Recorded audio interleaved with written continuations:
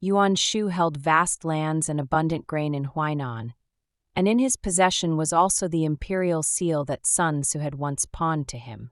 This stirred his ambition to proclaim himself emperor.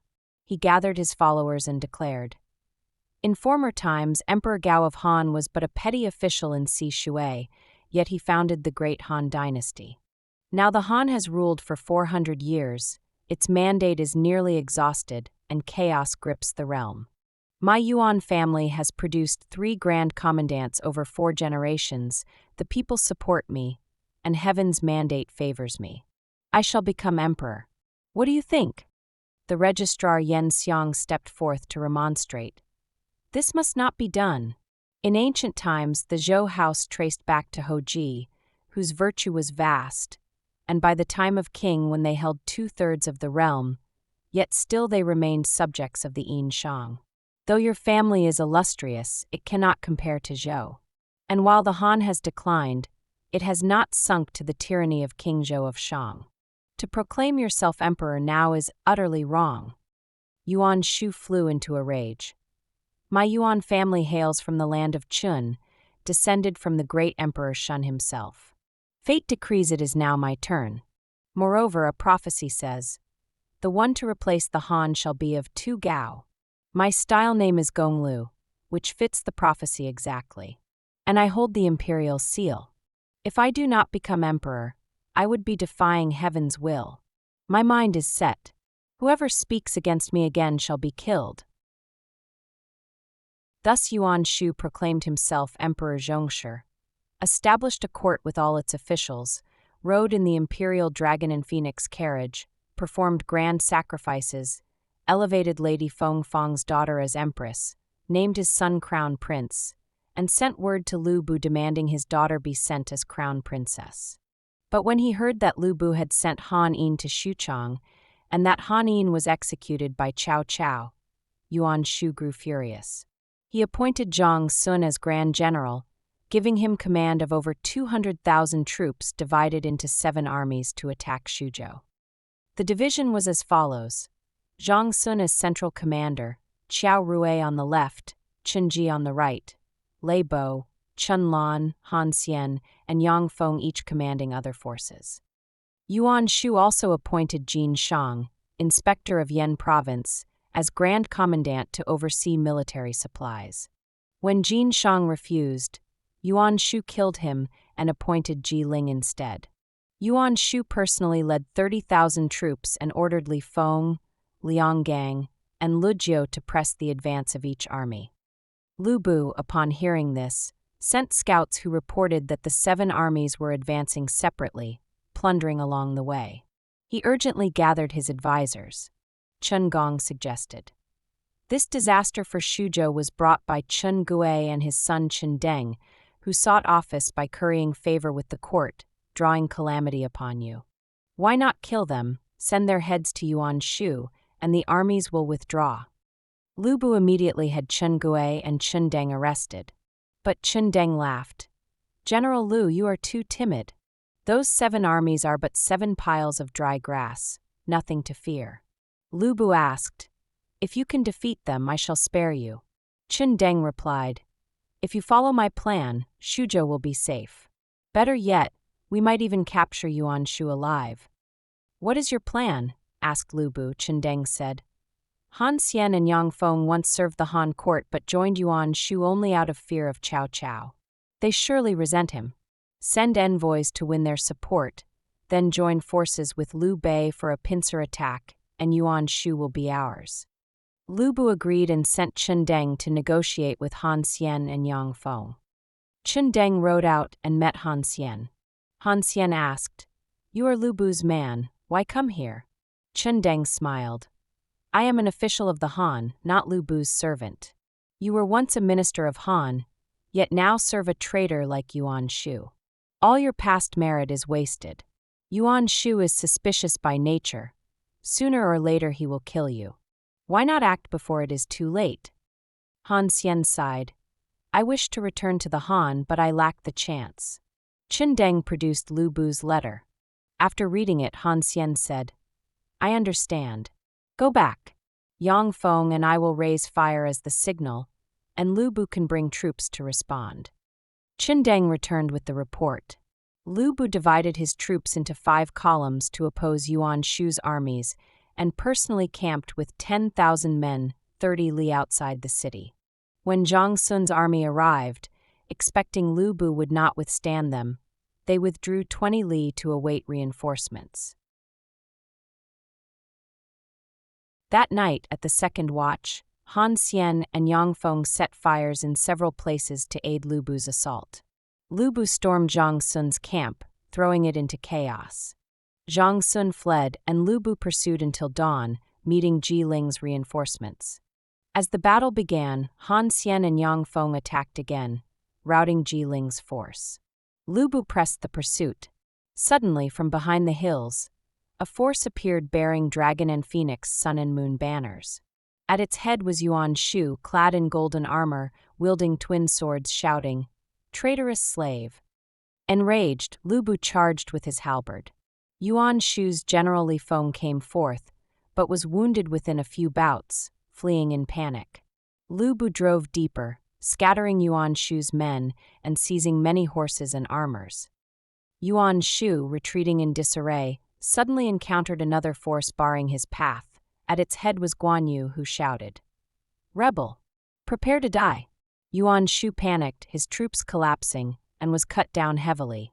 He barely managed to gather remnants and flee back to Huainan. Lu Bu returned victorious, hosting Guan Yu, Yang Feng, and Han Xian in Shuzhou with a grand feast, rewarding the armies. Next day, Guan Yu departed. Lu Bu appointed Han Xian as prefect of Yi and Yang Feng as prefect of Langya, hoping they would remain in Shuzhou. Chen Gui advised, "With them stationed in Shandong, within a year the whole region will submit to you." Lu Bu agreed. Chen Deng asked his father privately, "Why not keep them in Shuzhou to check Lu Bu?" Chen Gui replied, "If they aided Lu Bu, would it not strengthen the tiger with wings?" Chen Deng admired his father's wisdom. Yuan Shu, humiliated, sent envoys to Sun Tzu in Jiangdong seeking troops for revenge. Sun Tzu was furious. "You used my imperial seal to proclaim yourself emperor, betraying the Han. I already planned to punish you. How could I help you?" He broke ties in writing. When the envoy reported back, Yuan Shu fumed. "That brat dares defy me. I shall strike him first." Only through the persuasion of his chief secretary Yang did he refrain. Sun Tzu, fearing retaliation, fortified Jiangkou. Soon, Cao Cao appointed him prefect of Kuaiji and ordered him to campaign against Yuan Shu. Sun Tzu prepared for war, but Zhang Zhao counseled, "Though Yuan Shu was just defeated, he still commands many troops and ample grain. Do not underestimate him. Better to urge Cao Cao to attack from the north while we strike from the rear. If both armies press, Yuan Shu must fall. And if we falter, Cao Cao can aid us." Sun Tzu accepted this advice and sent envoys to Cao Cao. In Xuchang, Cao Cao mourned Dian Wei, holding sacrifices and appointing his son Dian Man as gentleman of the palace, raising him in his household. Sun Tzu's envoy arrived with letters, and reports followed that Yuan Shu, short of grain, had raided Chenlu. Cao Cao seized the chance. Leading 170,000 troops with over 1,000 supply carts, he marched south, leaving Cao Ren to guard Xuchang and coordinating with Sun Tzu, Liu Bei, and Lu Bu. At Yuzhong, Liu Bei arrived early with troops, presenting 2 severed heads. Cao Cao asked, "Whose are these?" Liu Bei replied, "Han Xian and Yang Feng." Lu Bu had let them reside in Yi and Langya, but they plundered the people, causing resentment. I invited them to a banquet, and at the signal of a tossed cup, Guan Yu and Zhang Fei cut them down. I now beg forgiveness. Cao Cao said, "You have rid the nation of villains. What crime is that?" He richly rewarded Liu Bei. Their armies combined and entered Shuzhou. Lu Bu welcomed them. Cao Cao pacified him, granting him the title of General of the Left, promising to confirm it in the capital. Lu Bu rejoiced. Cao Cao deployed Lu Bu's troops on the left, Liu Bei's on the right, and placed his own grand army in the center, with Xiahou Dun and Eugene as vanguard. Yuan Shu, hearing of this, sent Xiao Rui with 50,000 as vanguard. At Sichuan's borders, he met Xiahou Dun. After less than 3 passes, Xiahou Dun slew him. Yuan Shu's army collapsed, retreating into the city. Meanwhile, Sun Tzu attacked from the west by river, Lu Bu from the east, Liu Bei with Guan Yu and Zhang Fei from the south, and Cao Cao with 170,000 men from the north. Terrified, Yuan Shu held council. Yang Du advised, Sichuan has suffered floods and droughts, the people starve, and recent campaigns increased resentment. The city is hard to defend. Leave a garrison here, but withdraw the main army across the Huai River to preserve strength. Wait until the enemy's supplies are exhausted, then strike. Yuan Shu agreed, leaving Li Feng, Lu Jiu, Liang Gang, and Chen Ji with 100,000 to defend Sichuan while he fled with his treasure across the Huai. Cao Cao's 170,000 consumed enormous grain daily. With famine in the land, supply failed. He urged a swift assault. The defenders stayed behind walls. After over a month, Cao's supplies dwindled. He borrowed 100,000 hu of grain from Sun Tzu, but it was not enough. The grain officer Ren Jun and storekeeper Wang Ho asked for guidance. Cao Cao said, "Distribute in smaller measures." Wang Ho asked, "The soldiers will grumble, what then?" Cao replied, "I have a way." As expected, the troops complained. Cao summoned Wang Ho privately. "I need one thing from you to settle the army, your head." Wang Ho cried, "I am innocent." Cao said, "I know, but without your death morale will break. Your family I shall provide for." Wang Ho protested, but he was executed. His head was displayed with a proclamation. Wang Ho altered the measures to steal grain and is executed by military law. Complaints ceased. Next day, Cao Cao ordered, "If in 3 days the city is not taken, all shall be executed." He supervised the assault in person, even killing 2 cowards who retreated. He himself filled ditches with earth, inspiring his men. The army fought fiercely, stormed the walls, broke the gates, and captured Li Feng, Chen Ji, Lu Jiu, and Liang Gang alive. Cao ordered them executed in the marketplace, burned Yuan Shu's palaces and treasures, and plundered Sichuan. When asked whether to cross the Huai to pursue Yuan Shu, Sun Yu advised, "The land suffers famine, the people cannot bear more war. Return to Xuchang, wait for next year's harvest, then attack again." Cao considered. Just then came urgent news. Zhang Xiu has joined Liu Biao and risen in Nanyang. Cao Hong has been defeated repeatedly and begs for aid. Thus Cao wrote to Sun Tzu to hold Liu Biao in check across the river while he returned north to confront Zhang Xiu. Before departing, he stationed Liu Bei at Xiaopei, forging brotherhood with Liu Bu to support each other. Privately, he told Liu Bei, "You at Xiaopei are set as a trap for the tiger. Consult often with Chen Gui and his son, be cautious. I will aid you." With that, he left. Cao Cao returned to Xuchang, where he heard that Duan Wei had killed Li Ju and Wu Shi had killed Guisi, sending Li Ju's clan of over 200 to Xuchang. Cao ordered their execution and display, pleasing the people. The emperor held a feast in celebration, ennobling Duan Wei as general who pacifies rebels, and Wu Shi as general who exterminates barbarians, both posted at Chang'an. Cao requested permission to campaign against Zhang Xiu, and the emperor saw him off in person. It was the 4th month of Jianan Year 3, 198 CE. Cao left Sun Yu in charge of Xuchang and marched. Along the way, he saw ripe wheat in the fields, but peasants dared not harvest for fear of war. Cao ordered, "I march under imperial command to punish traitors. The wheat is ripe, yet I must deploy. All officers and men must dismount and walk when passing through fields. If anyone tramples a single stalk, he shall be executed. Fear not, people." The villagers rejoiced, coming forth to greet him. The soldiers obeyed, walking carefully, none daring to harm the crops. One day, as Cao rode by, a pigeon flew up, startling his horse, which trampled much wheat. Chao at once summoned the registrar, declaring he must be punished. The registrar pleaded, "How can the chancellor punish himself?" Chao said, "I made the law, I broke it. How can the men respect me otherwise?" He drew his sword to kill himself, but all rushed to stop him. Guojia reasoned. In ancient times, punishments were not applied to nobles. You command the army, how can you die here? Chao reflected. Then I shall substitute.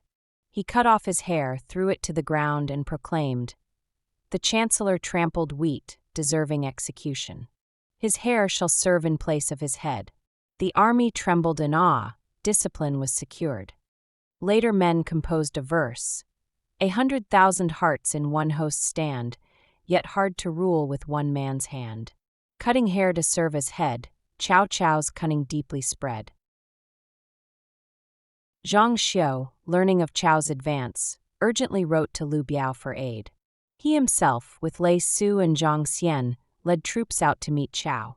Facing each other, Zhang Xiu cursed, "You shameless hypocrite! Beast in man's form!" Chao raged, sending Su Chu. Zhang Xian came forth, but within 3 rounds Su Chu cut him down. Zhang Xiu's army fled. Chao pursued to Nanyang, where Zhang Xiu shut the gates tight. Chao besieged the city, but the moat was wide and deep. He ordered men to fill it with earth, pile bags and timber as ladders, and raise siege towers. He personally rode around the walls inspecting. After 3 days, he concentrated forces at the west gate with heaps of firewood for assault. Inside, Jia Su discerned his plan and said to Zhang Xiu, "I have seen through Cao Cao's scheme.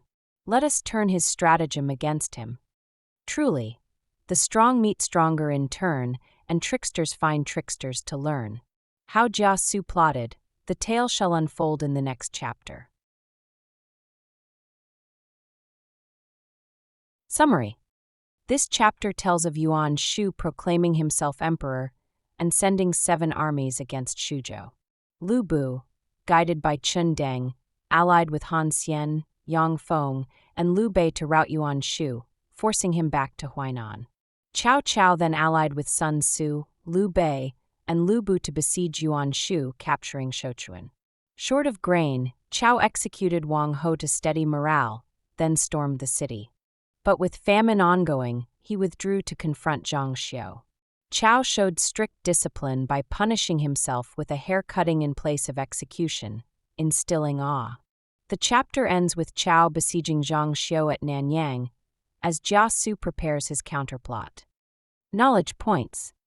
1. Yuan Shu's self-proclamation as emperor is historically placed in Jianan Year 2, 197 CE. The novel adjusts the timeline for dramatic effect.